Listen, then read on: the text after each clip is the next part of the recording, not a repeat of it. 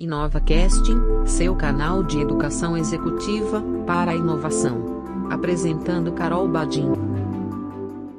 Olá, meu nome é Carol Badin, jornalista da Inova Casting, e continuando nossa série sobre startups e inovação, hoje vamos conversar com o Vinícius de Oliveira, que é jornalista também, já atuou como freelancer na Super Interessante, na F451, além de ter trabalhado em redações como o IG e a Quatro Rodas.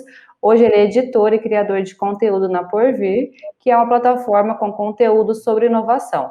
Ganhou vários prêmios e tem diversas experiências, né? Eu fiquei aqui e falei, eu vou dar uma resumida, senão eu vou ficar falando um tempão do nosso colega aqui. E quero agradecer também a participação do Rafael Cardoso, que é diretor da CIS3 Tecnologia, que sempre estará aqui conosco. Obrigada pela participação. Obrigado, Carol. Obrigado, Rafael, pelo convite. Eu também sou sempre muito a favor de resumir currículo. Então, não. Obrigado, Vinícius, gente, por ter aceitado o convite aí e colaborar com a gente com o canal.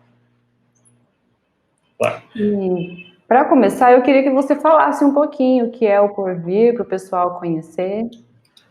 Bom, o Porvir, ele é uma iniciativa que mapeia, produz e compartilha referências sobre inovações educacionais para inspirar melhorias na qualidade da educação. Ele existe desde 2012, ele nasceu como um projeto do Instituto Inspirare, uma organização familiar sem fins lucrativos, e lá permaneceu até o final, o começo, por assim dizer, do ano passado. E assim, ele sempre se destacou, por ser uma iniciativa de terceiro setor, a gente sempre trabalhou em parceria com outras organizações e mapeando, seja escolas, sejam iniciativas de empreendedores em educação, que trazem, né, um impacto na aprendizagem. Isso quer dizer, pode ser a tecnologia mais avançada do mundo, mas se não trouxer impacto, enfim, eu acho que não cumpre o seu papel. Da mesma maneira, a gente não olha só para a inovação digital, né? A gente olha para novas maneiras de formar o professor. O que esse professor, de que maneira esse professor precisa ser ensinado para que ele traga para o aluno essa mudança que a gente espera. A gente tem, no Brasil, um histórico, uma tradição de ter uma formação do professor nas licenciaturas muito teórica.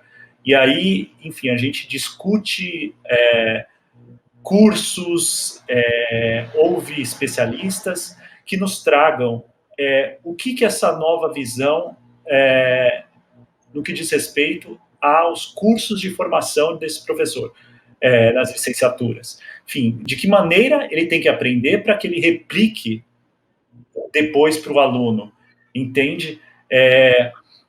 Também olhamos para arranjos, como poderia dizer, do que a gente chama de educação integral, de como a comunidade que está no entorno da escola tem o dever, como todos cidadãos, temos, de abraçar essa escola e, a partir disso, desenvolver atividades com os alunos, abrir. O que a gente chama de educação não deve se restringir à escola. Então, a gente fala de iniciativas, por exemplo, de alunos que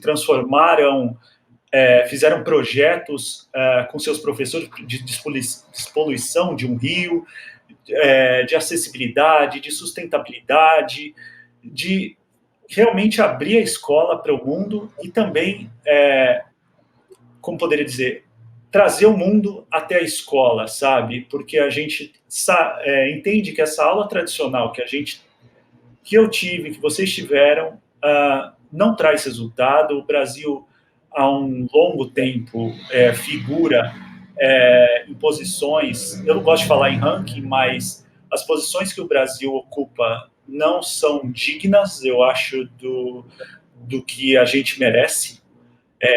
nenhum ser humano de ficar lá para trás e de não aprender o que é esperado para a idade. Mas eu acho que a gente tem o dever de trazer essas iniciativas, esses exemplos, sejam de fora, mas sejam também de professores, de educadores de escolas brasileiras, para que outros professores vejam que é possível. Porque muitas vezes a gente fala da educação da Finlândia, que tem muitas coisas que a gente pode tirar dali, mesmo sendo um país muito mais igual, com uma renda per capita muito melhor que a nossa, mas o fato é que existe uma resistência, sabe? A gente ouve, isso é fácil na Finlândia, mas aqui, na minha sala de aula, com 40 alunos, tendo que... com os recursos limitados que eu tenho, né? Enfim, né? Com o salário difícil que o professor tem, com o tempo que o professor tem que gastar antes de começar de fato a aula, controlando a disciplina, enfim, apaziguando os ânimos para então começar a lição dele, a aula dele, isso é impossível. Bom, a gente entende que é difícil, mas o nosso esforço é mostrar também que existem professores brasileiros, existem escolas brasileiras, existem gestores brasileiros nas mais diversas realidades, fazendo coisas diferentes e trazendo resultados, sabe? E, acima de tudo, esse resultado acontece em escola pública. A gente fica muito feliz de mostrar que isso é realidade em escola pública. Muitas vezes a gente acha que isso é restrito ao universo privado, onde mais dinheiro é qualidade, mas eu não estou aqui fazendo uma defesa do nível de investimento que a gente tem. Ele realmente, de alguma forma, ele é aquém da necessidade, né? E as medidas emergenciais que a gente teve que tomar atualmente já ligam um alerta, porque municípios dependem muito do dinheiro federal, estados e também municípios já estavam, antes de tudo isso acontecer, em uma séria dificuldade econômica, né, para não falar quebrados, muitos deles. No entanto, como eu disse, a gente encontra bons exemplos, enfim. E o que a gente se esforça é para que esses exemplos não sejam de um professor dentro de uma escola ou de uma escola dentro de uma rede, mas a gente tenta, na verdade, influenciar tomadores de decisão e mesmo educadores para que eles se conectem e levem essas ideias, essas práticas para o colega do lado, da sala ao lado, para a escola do lado, para o gestor ao lado, e a coisa se poliniza. Mas aí, Vinícius, tem um ponto que eu fico curioso. Assim. O professor, é claro que ele, dentro da sala de aula, ele tem alguma liberdade e algum poder de mudança, né? Mas o quão agente de transformação ele imaginando que ele é cerceado, limitado e regido por normas e regras do próprio sistema de ensino. Então, assim, o quanto esse cara consegue, consumindo as informações, como, por exemplo, as informações do portal Porvir, são coisas que outros professores estão fazendo em outras salas de aula, enfim, fora do Brasil, enfim, consumir tudo isso, o quanto ele consegue ser agente de transformação, uma vez que ele também está exposto a um sistema de ensino quadrado. Sim. A carreira do professor vive, eu já escrevi sobre isso, que é um enorme paradoxo, assim. Na medida que eles têm que transformar, ele tem que se transformar para promover a transformação, sabe, de certa forma. Então, é complicado, a gente fala em falta de autonomia, mas a gente acredita muito nessa inovação que parte de baixo para cima, sabe, de uma forma democrática, em que professores são escutados para que a transformação aconteça, em que alunos das mais variadas idades, e isso eu posso te dizer que a gente já fez exemplos de escolas que 8 da manhã tem reunião com criança da educação infantil para entender quais as demandas que essa criança tem. Tem uma matéria num dos guias que a gente faz, porque além de matérias diárias, desde 2012, a gente produz certos guias sobre tendências ou se debruçam sobre um assunto.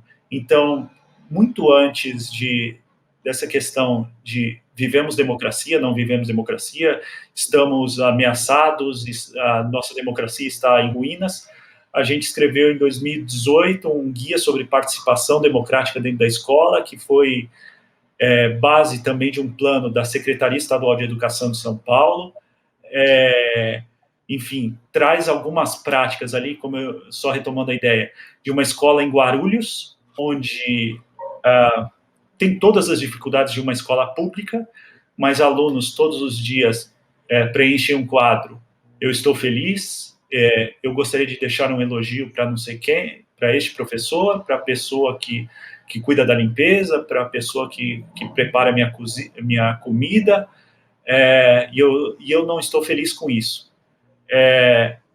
Esses alunos, enfim, conseguem uma participação muito maior, frequentam a escola de uma outra maneira, o professor, por sua vez, percebe esse tem um jargão, engajamento, que é do meio digital também, das redes sociais, que é muito usado na educação, mas também funciona na tecnologia.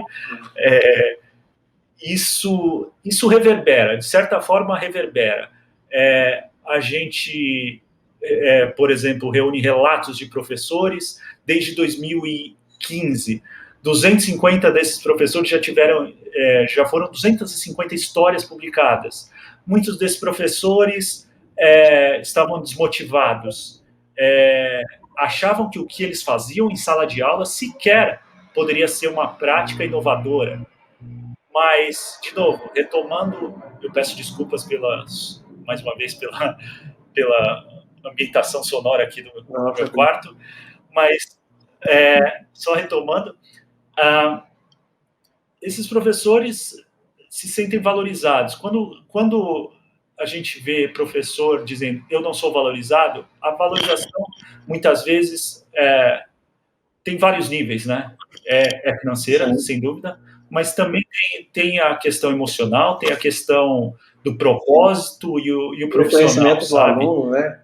Com a contribuição efetiva que ele deu para a vida, para a carreira daquele aluno, enfim. Exatamente. E assim, outro dia a gente falou de uma escola aqui também em São Paulo que as professoras entregavam fotos das crianças na escola, faziam uma carta para a família, mandavam um caderninho para as crianças escreverem um diário do que elas estão fazendo em casa, falando um pouco de números. Essa história teve audiência de 1 mês em 1 dia para nós, sabe? O que a gente tinha ao menos de uns 2 anos, 3 anos atrás, foi o que a gente teve em 1 dia por conta dessa história. Começa a reverberar em grupo de Facebook, em grupos de WhatsApp que a gente tanto aprendeu a criticar, né, por conta de todas essas questões de desinformação e notícias falsas, bizarras. E aí a gente começa a ver... foi um dia até que eu falei, no dia anterior, que a gente tinha 800 usuários, falei para o Fábio que nos atende, é algum erro do Google Analytics. No dia seguinte, o mesmo número, só que não era um erro do Google Analytics, entendeu? Eram 800, 900 pessoas online, 10 vezes mais, 5 vezes mais 10 vezes mais do que a gente estava atualmente simultaneamente, sim, mais ou menos assim, sabe? Varia entre 100 e 300. E, enfim, é muito... enfim, a gente tá todo mundo sobrecarregado de trabalho, mas depois a professora escreve, que legal, que não sei o quê. Depois vem a Globo e nos pede o mesmo caso para ir para os telejornais locais e para um jornal hoje, sabe? E aí a coisa meio que vai seguindo um fluxo, sabe? Até para ilustrar, Vinícius, o que você está falando, porque às vezes dá um número absoluto, quem vai consumir o vídeo depois não tem ideia do que isso significa. Então, assim, uma grande operação de e-commerce, estou falando de grandes operações de e-commerce, durante uma live, por exemplo, patrocinada, que é uma prática bem comum agora, né? Empresas digitais patrocinarem lives, né? Então, uma grande operação de e-commerce numa live atinge uma audiência de 8, 10 mil usuários simultâneos, né? A gente fala conexões ou usuários simultâneos. Então, assim, se você tem um conteúdo que não está concentrado, porque a live, qual que é a característica dela? É concentrar toda a audiência durante o ciclo e período de transmissão. Né? O que você fala é que você observa 800 usuários simultâneos ao longo de um grande período de observação, que é de um dia inteiro, essa é uma audiência muito alta, mesmo se tratando de internet. Então, esse negócio... A gente teve esses quase 1.000 usuários por um dia e meio. Exato, é muita audiência, muita gente consumindo essa informação. Então, isso impactou muitas pessoas. E outro ponto é a forma com que essa informação permeou, né? Legal é quando você pega uma informação desse nível, dessa qualidade, com esse propósito, atingindo uma audiência muito grande, quer dizer que as pessoas foram impactadas com ela ao ponto de compartilhar isso com outras pessoas. Então, essa audiência de 800 pessoas é uma cadeia. Sim. E assim, é muito divertido esse momento de olhar esses gráficos e pensar como que a audiência se distribui, né? Professores estão mais tempo online, enfim, por toda essa questão de dar aulas online, mas aí a gente vê por busca orgânica, por redes sociais, por e-mail, todas as fontes crescendo absurdamente, sabe? De todas as fontes de tráfego crescendo absurdamente. O que a gente tinha no passado era ou busca orgânica e, anteriormente, redes sociais puxando o tráfego. E agora a gente vê tudo crescendo, sabe? Isso que é bem curioso de falar e interessante, sabe? O ponto é, então, que você acredita que mesmo que esse docente esteja vinculado ou preso ou respeite um sistema educacional, então, assim, tem todo um sistema, um mecanismo que rege muitas das coisas que ele faz em sala de aula, até conteúdo, né, do que ele passa, muitas vezes é regido por um sistema. Ainda assim, que esse sistema seja pouco inovador, né, porque a gente está falando de a evolução, antes você evoluía em gerações, né, evoluía a cada 100 anos, depois a gente começou a evoluir de uma geração para outra. Então, a evolução acontece cada vez em ciclos mais curtos, né? E o sistema de ensino não tem acompanhado isso, né? Basicamente, o sistema de ensino que eu fui submetido, né? Então, assim, a minha filha, por exemplo, tem 3 anos, eu tenho 39, uma diferença de 36 anos, e a gente foi exposto a basicamente o mesmo sistema de ensino. Então, a gente tem um delta de tempo aí alto para os ciclos de evolução do mundo atual, e estamos expostos a basicamente o mesmo sistema de ensino. Quer dizer, existem mídias diferentes, existem tecnologias diferentes que são consumidas em sala de aula, mas é basicamente o mesmo conteúdo, a mesma grade, o mesmo sistema mexendo de Sim, 36 sim, anos sim. atrás.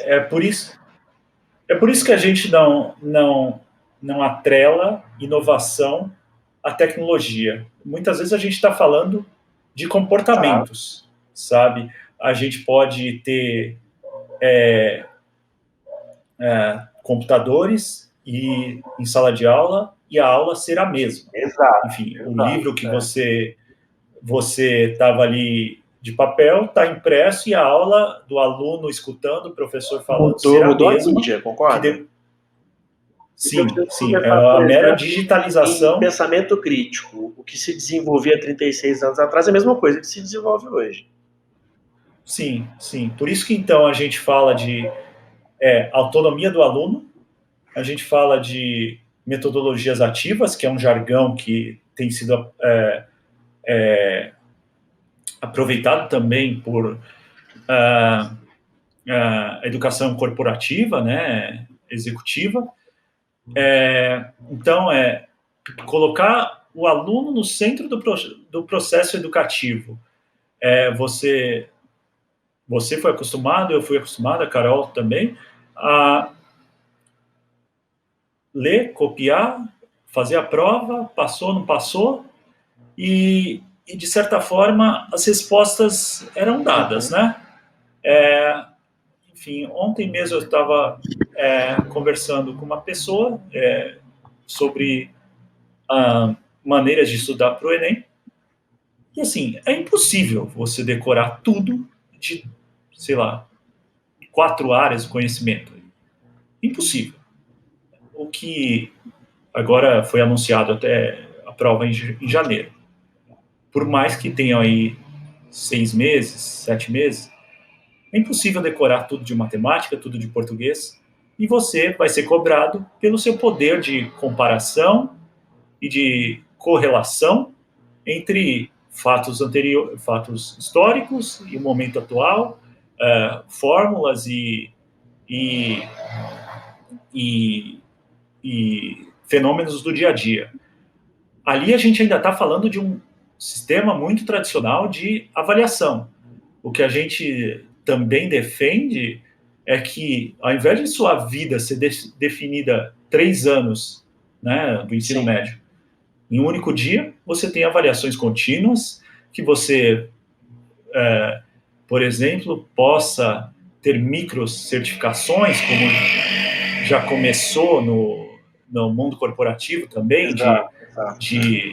de certos emblemas, você pode chamar medalhas, pode chamar de badges, que você põe no seu LinkedIn já atualmente, disso que já está pegando em algumas universidades de negócios, escolas de negócios, de certa forma, flexibilize também a aquisição de conhecimento na educação básica, sabe? Porque, de certa forma, eu tenho certos Exato. interesses, você tem outros, e quando a assim, gente é exposto na cada mesma um grade, a gente está uniformizando o que eu e você temos interesse e o que eu e você vamos aprender ao longo de um período. Né? Quando você fala dessas certificações, isso no mercado de tecnologia sempre foi muito aplicado, porque assim, eu não posso esperar os 5 anos da faculdade e os 2 anos de uma especialização para aprender algo novo, sendo que surge algo novo todo dia, todo mês, a cada 6 meses ou a cada sim, ano. sim,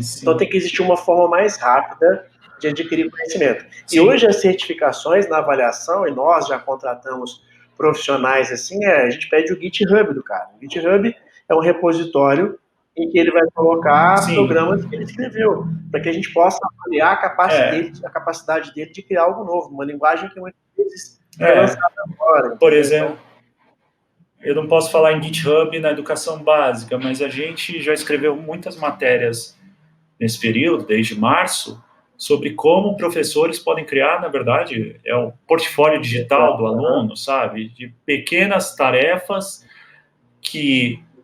Isso sirva como histórico de avaliação dele, né? Sirva como histórico da trajetória, porque a gente sabe que quantas vezes a gente já passou mal diante de uma prova, teve uma crise de ansiedade, teve sei lá, aquilo lá não traduz aquilo, de certa, você pode chamar do que for, mas não traduz o que você sabe seja o Enem, seja a prova bimestral, a mensal, trimestral. Então, acho que a gente precisa buscar maneiras flexíveis, ainda mais nesse momento, sabe? Porque a gente participou de uma pesquisa como divulgador e apoiador do Conselho Nacional da Juventude. 33 mil jovens entre 15 e 29 anos responderam a essa pesquisa, feita agora de maio a junho, se não me engano. Posso estar errado, mas está no site. O que acontece? Todos buscam, se sentem muito emocionalmente abalados e sentem uma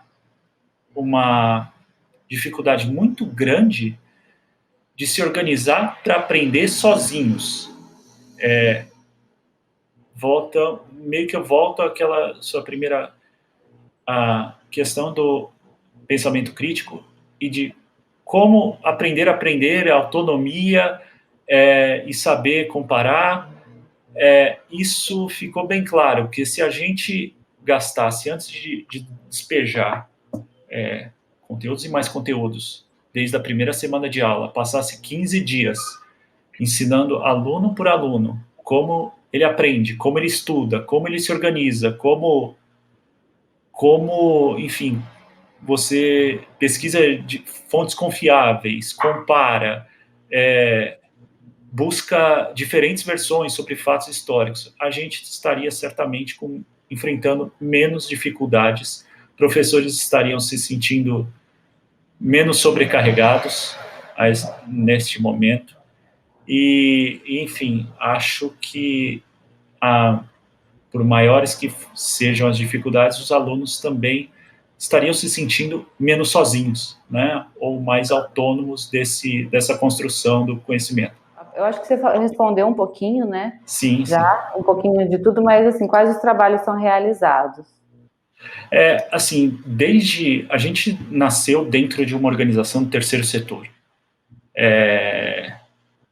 Já por si só, eu vindo de veículos tradicionais de mídia, antes de trabalhar no Porvir, enfim, eu tinha números de audiência maior, mas eu não sabia muito bem qual o impacto que tudo aquilo que eu fazia no meu dia a dia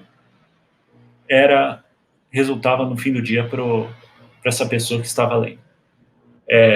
Eu tinha um público mais generalista, ok, mas desde 2014, quando cheguei no Porvir, eu faço parte da segunda geração da equipe, da segunda renovação.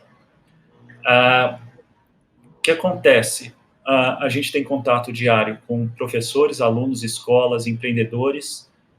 É uma outra maneira de dizer o que a gente faz tem uma causa.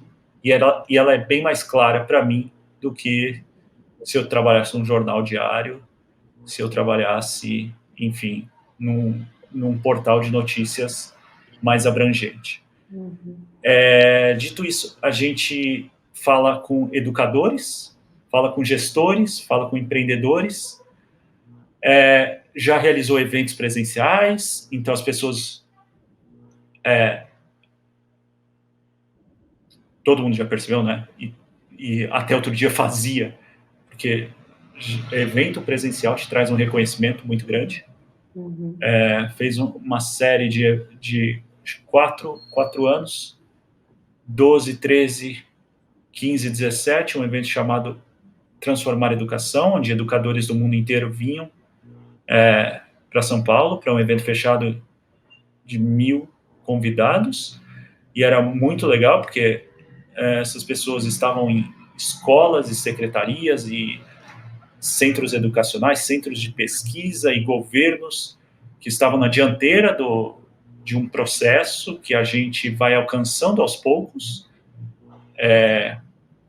Até outro dia, a gente não tinha um documento que atestasse o que eu deveria aprender e que você deveria aprender, o que significa que nossos professores sendo diferentes, fatalmente, ao final do ensino médio, a gente teria tido uma educação totalmente diferente, então a gente já tem A Base Nacional Comum, por exemplo, é um documento que hoje tem sido reconhecido para apoiar educadores a estabelecerem esse currículo,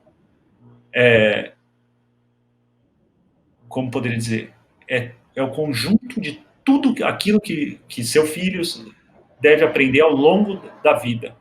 Ele não é uma amarra, mas traz todas as habilidades e competências que ele deve desenvolver. Isso a gente não tinha. Esse tipo de discussão a gente faz há muito tempo. Trouxe por esses eventos. Questões socioemocionais que hoje todo mundo fala, né, que você não deve simplesmente ser apto tecnicamente, ter o diploma não tem um peso tão grande assim na sua carreira se você não sabe se comunicar, se você não sabe lidar com a sua cabeça, se você não tem uma comunicação, sabe lidar com suas emoções, né? Diante de dificuldades, você vai sentar e chorar. Bom, pode ser, mas todo dia acho que não, né? Você tem que saber lidar com isso, de certa maneira, enfim. E, por exemplo, essa questão de socioemocionais a gente já discute desde 2014. Desde 2014, se digita socioemocionais do Google, a gente estava em primeiro. Deve ter sido ultrapassado porque o link vai envelhecendo, né? Mas que o tema começa a ser mais falado, outros começam a fazer ajustes de SEO, mas a gente ainda está entre os primeiros resultados do Google quando se digita socioemocionais. E assim vai. A gente sempre fez projetos em parcerias com outras instituições de terceiro setor e graças assim, o ano passado a gente virou de um projeto dentro de uma instituição, virou uma nova instituição autônoma, e aí, além de projetos com outras instituições de terceiro setor, a gente agora tem um plano de negócios. Então, uma das dificuldades de terceiro setor é se autofinanciar. Então, a gente aproveitou de toda a experiência de terceiro setor, mas também agora precisa se abrir a novas fontes de financiamento, né? Porque crises, setor de responsabilidade social, são severamente abalados, são dos primeiros a serem abalados em momentos de crise. Então, a gente, desde que virou uma instituição autônoma de um projeto a uma instituição própria, tem se preocupado em estabelecer essas diferentes fontes de financiamento. O assunto está muito bom, então a gente vai dividir esse episódio em 2 capítulos. Então, até o próximo.